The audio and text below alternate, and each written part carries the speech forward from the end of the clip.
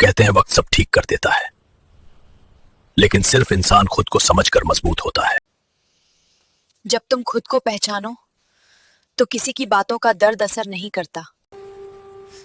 हर छोटी तकलीफ हमें मजबूत बनाती है। वो लोग जो समझने का वादा करते हैं अक्सर दूर छोड़ देते हैं।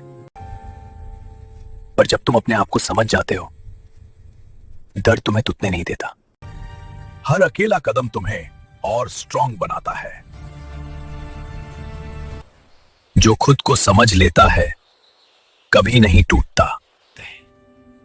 हर गिरना और दर्द सिर्फ नया सबक है। और जब तुम खुद को समझ लोगे, कोई भी तकलीफ तुम्हें तोड़ नहीं सकती। और जब दुनिया खामोश हो जाए, असली ताकत तुम्हारी खामोशी में चमकती है। समझ लो खुद को और जिंदगी के हर इम्तिहान में जीत जाओ। दुनिया तुम्हें समझने से पहले तुम खुद को समझ लो।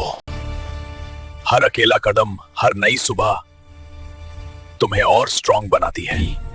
हर दर्द, हर अकेलापन तुम्हारी असली ताकत बनता है। समझ लो खुद को और दुनिया के हर इम्तिहान में जीत जाओ।